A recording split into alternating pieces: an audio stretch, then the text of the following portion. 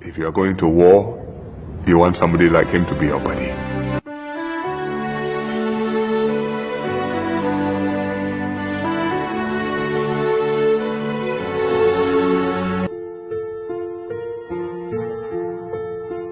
One word to describe, I think he's a great man. Loyal, caring. Small in stature, but I think he's certainly a giant of a man. Knowing how to treat the young with love, care. Very warm, very real, and so down to earth. A people's president. So magnanimous and so distinguished. Compassionate and understanding. Passionate, inspiring, lifelong learner. He's a true inspiration to me, a true hero. I think all of Singapore should be very proud of him.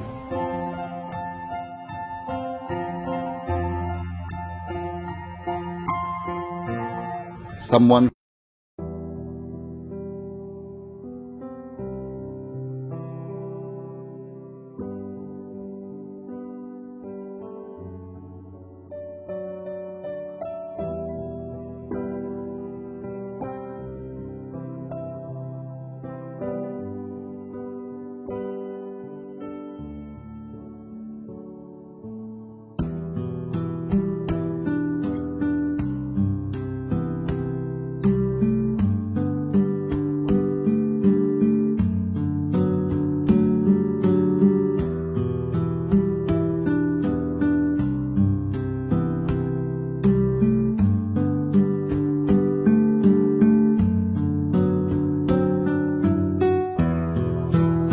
We have lost a great man. His heart for Singapore and commitment to Singapore is an inspiration, certainly to me and my wife and to all Singaporeans. We come here and say thank you. Thank you very much.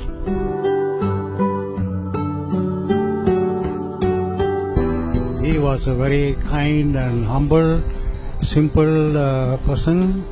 He is the one that started off the President's Challenge, and we are one of the beneficiaries. So we are here to show our appreciation. I think he's done a lot for the country, definitely, and it's actually very sad that he's passed away, so we really want to pay our final respects to him. I know Mr. Nathan since 1983. He's gentle, but he's very smart, very knowledgeable, and very firm, but very kind. We will all miss him. Mr. Nathan will be very sorely missed by all Singaporeans.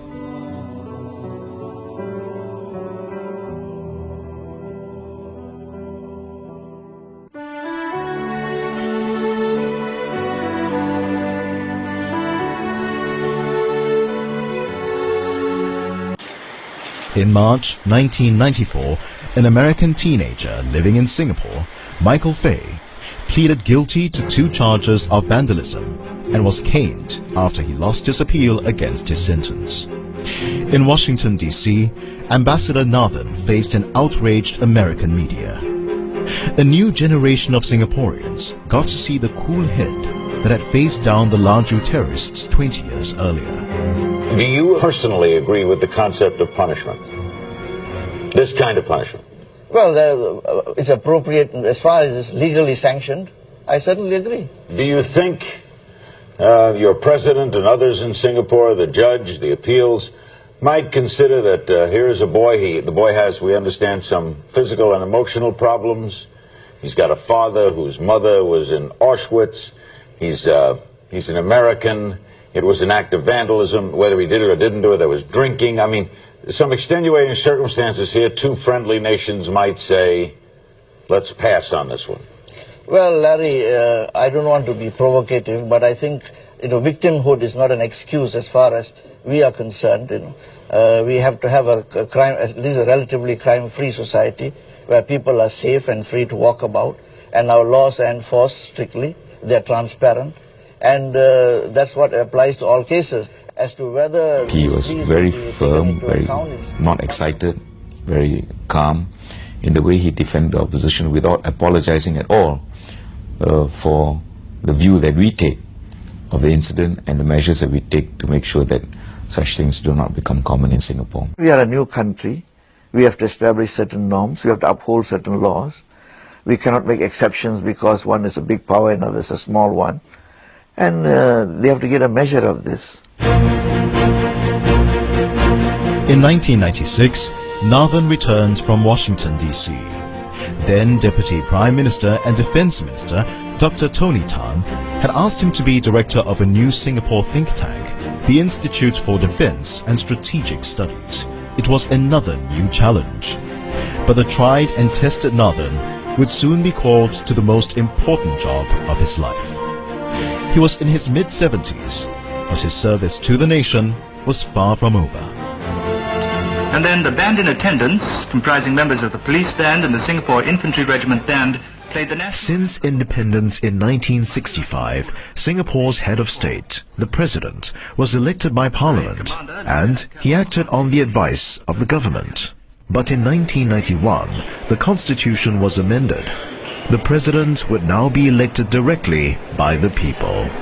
He would exercise, at his discretion, custodial or veto power over the spending of the reserves and in the appointment of key public officials. When Singapore's first elected president, Ong Teng Cheong, announced he would not be running for another term, a few names were suggested as viable candidates. 75-year-old S.R. Nathan was among them. He shared his surprise at this with then Senior Minister Lee Kuan Yew.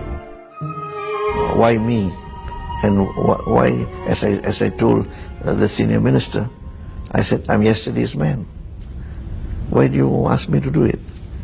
But I have a sense of obligation, an obligation to him, to all his colleagues, for the trust they placed in me. On nomination day, when S.R. Nathan went to file his nomination paper, it turned out to be a day for old friends. His comrades from the unions were there. So was his old fruit seller.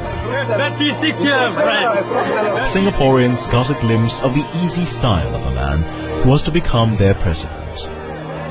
I am humbled and very moved by this honor to be the 6th president and the 2nd elected president of Singapore. More so, being returned unopposed. This places on me an even heavier responsibility to discharge my duties. The man whose unflinching courage had supported the first generation of Singapore leaders was now the trusted president of a younger generation of Singaporeans. As a public officer, you have never hesitated to offer considered judgment and advice to ministers, even when you differed from them. You are eminently qualified to serve as a symbol for the nation and to exercise the powers which the Constitution has vested in you. I promise to give of my best, the very best I can, and without fear or favor. I'll be a president for all Singaporeans. Every community of Singaporeans will be my parish.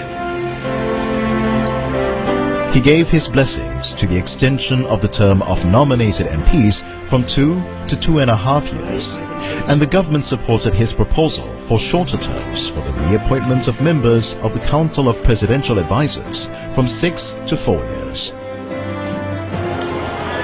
In 2005, at 81 years of age, he heeded the call to run for another 6-year term. Fellow Singaporeans, friends,